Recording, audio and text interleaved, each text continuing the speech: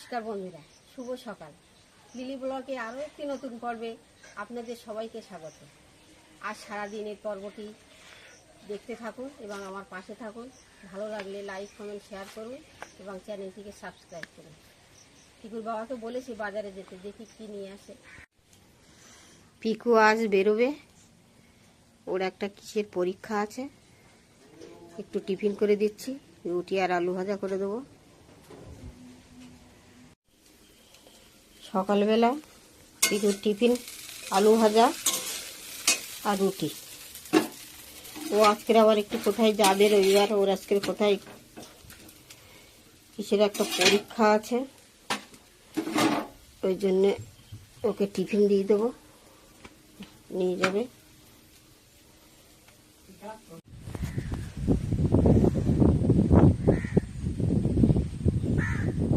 পিকু বাজার করে বাড়ি ফিরছে।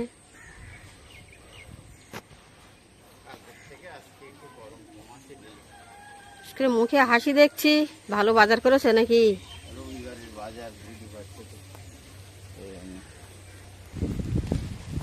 করে এখনো বাড়ি আসেনি না, বাবাকে দেখছি না তো। বাবা মর্নিং ওয়াক করে এসে রেস্ট নিচ্ছে ঘরে। ও বাবা চলে এসছে তাহলে।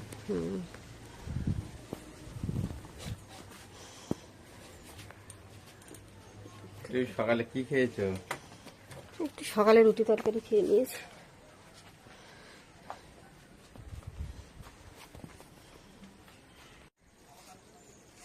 কি বাজার এনেছে দেখি, খুব তো খুশি। এটা চিকেন। হ্যাঁ চিকেন। কলার থোড়,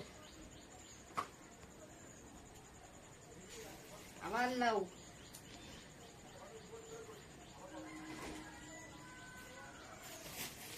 লাউটা তো গরমকালের দিন আমি খুব ভালোবাসি, বুঝলে, এই জন্য করে বারবার আমি প্রত্যেকদিন লাউ নিয়ে আসি।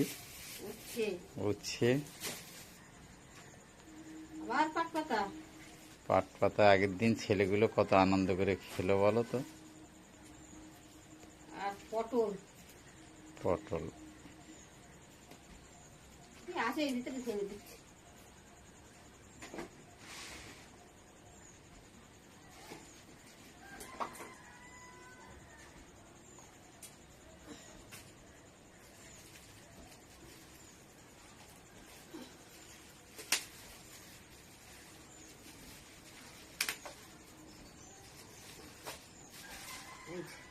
চিকেন।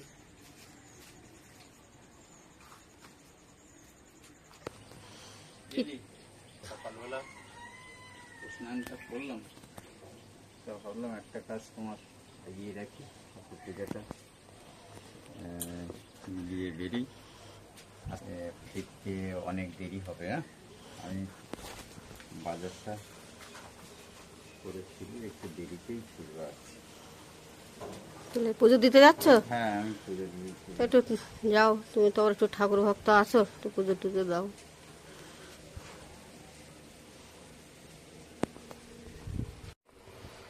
সব কেটে গুছিয়ে নিয়েছি। এটা পটল আলু কুচিয়ে ভাজা, এটা মাংস ম্যারিনেট করা, এটা উচ্ছে আলু ভাজা, এই মাংসের আলু কাটা, এই পাট পাতা কুচানো ভাজা হবে। এগুলো ভেজে নিলাম।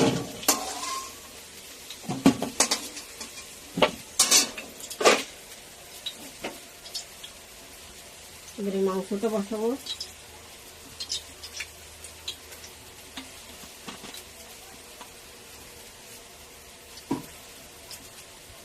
পেঁয়াজ দিলাম,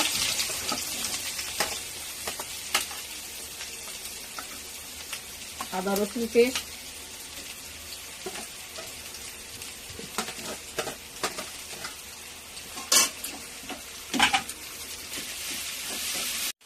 লঙ্কার গুঁড়ো,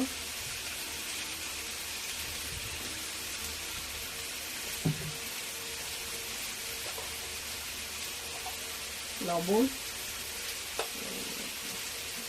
মশলা কষানো হয়ে গেছে, এবার ম্যারিনেট করা মাংসটা দিয়ে দেবো।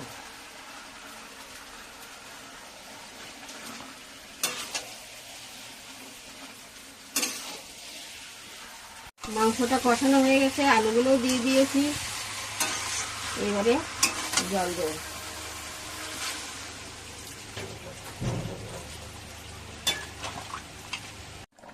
মাংসটা ফুটে উঠেছে, এবার জিরে মরিচ আর গরম মশলা দিয়ে দিচ্ছি।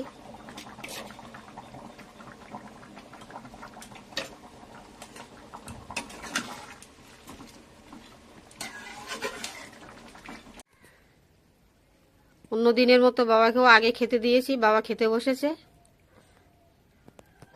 দুপুরে এই মাংস রান্না হয়েছে, এছাড়া হয়েছে পাট পাতা ভাজা, উচ্ছে ভাজা আর পটল ভাজা দিয়ে দুপুরবেলা এই সবাই আমরা খেতে বসেছি। আমাদের ছোট ক্যামেরাম্যান ক্যামেরা ধরে বসে আছে। খাওয়ার পরে আমরা একটু তেঁতুল খাই, আর তেঁতুল সবার লাস্টে একটু খাওয়ার পরে খাওয়া হয়। এই এই হলো দুপুরবেলা তেঁতুলটা বাড়ি নেই, কিন্তু একটা পরীক্ষা আছে, পরীক্ষা দিতে গিয়েছে রবিবারে। ও ফিরবে 4টার সময়। সকাল সকাল খাওয়া দাওয়া হয়ে গেছে, তা অনেকদিন তো তোমার কবিতা শুনিনি আবৃত্তি, একটু কবিতা আবৃত্তি করো দেখি আচ্ছা, শুনি। সে কবিতা আবৃত্তি করছি, বলছি বিকেল বেলা আমাদের কোনো জায়গায় প্রোগ্রাম আছে নাকি আজকে? আমি তো একটু বেরোবো, কোথায় যাবে আজকে?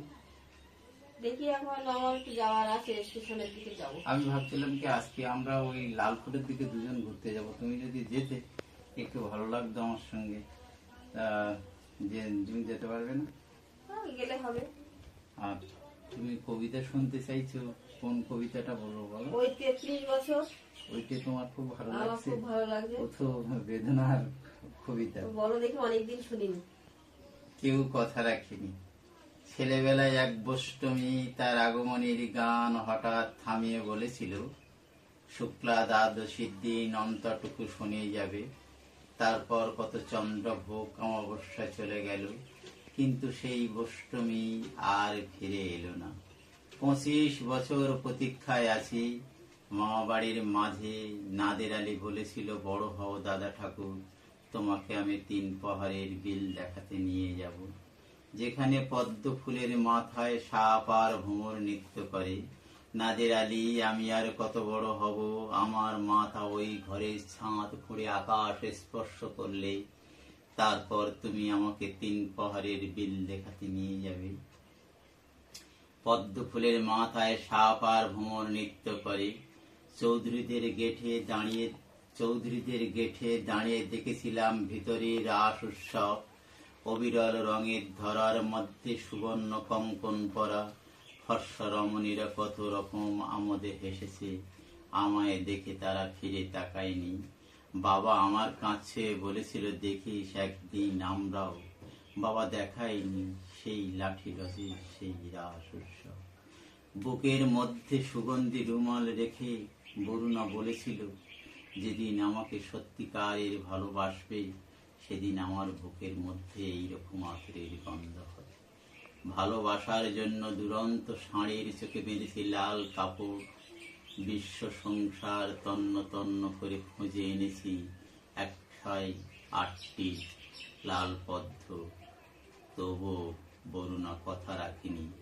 33 বছর কাটল, কেউ কথা রাখিনি। নমস্কার। ভালো হয়েছে, অনেকদিন বলো না তো। হ্যাঁ, অনেক ভুল ত্রুটি থাকতেই পারে এর ভিতরে।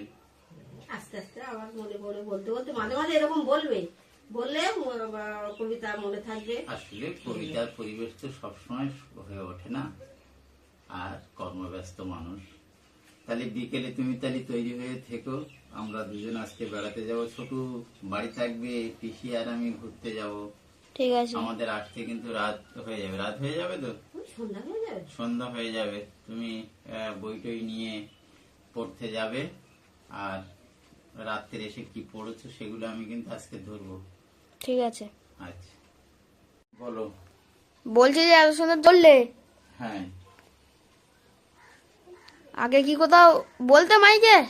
আগে প্রায় অনুষ্ঠান হলে যেতাম, কবিতা বলতাম, আফ্রিকা কবিতা বলতাম, কান্ডারি হুঁশিয়ার কবিতা বলতাম, কেউ কথা রাখিনি কবিতা বলতাম, বিভিন্ন কবিতা বলতাম। তারপরে সংসার জীবনে পদার্পণ করে খুব কম সময় পাই, তোর পিসিকে নিয়ে অনেক জায়গায় অনেক কবিতা আবৃত্তি করে এসেছি, অনেক জায়গা থেকে পুরস্কারও পেয়েছি। আর তোর পিসিও তো কবিতা শুনতে ভালোবাসে, প্রায় আমার বলে তুমি একটি কবিতা বলো। যখন সম্ভব হয়, পরিবেশ পরিস্থিতি সুস্থ থাকে, তখন টুকটাক কবিতা বলি, কবিতা পাঠ করি। কবিতার রবীন্দ্রনাথের একটি কবিতার লাইন পড়ে শোনাই। বিশ্ব ধরণীর এই বিপুল কুলায়, সন্ধ্যার তারি নীরবে নির্দেশে, নিখিল গতির বেগ ধায় তারি পানে, চৌদিকে ধূসর বর্ণ আবরণ নামে, মনে বলে ঘরে যাব, কোথা ঘর নাহি জানি, দ্বার খোলা সন্ধ্যা নিঃসঙ্গনী, সম্মুখে নিরন্ধ্র অন্ধকার, সকল আলোর অঞ্জালে, বিস্মৃতি দুটি খুলে দেয় মর্তের ঋণ করা সাজসজ্জা যত। ভালো লাগছে হ্যাঁ। রবীন্দ্রনাথের এইসব কবিতা পিসি শোনে, আমি মাঝে মাঝে বলি। আমারও তো ভালো লাগে শুনতে, ওই জন্যে মাঝে মাঝে বলি একটু আবৃত্তি করো। ঠিক আছে, আজকে এই পর্যন্ত থাক, অন্য কোনো দিন যদি সম্ভব হয় তোমাকে আবার কবিতা শোনাবো। দুপুরে খাওয়া দাওয়ার পর পর্বটি এখানে শেষ করছি। আগামী পর্বে আপনাদের সঙ্গে আবার দেখা হচ্ছে। সবাই লাইক, কমেন্ট, শেয়ার করে সহযোগিতার হাত বাড়িয়ে দেবেন।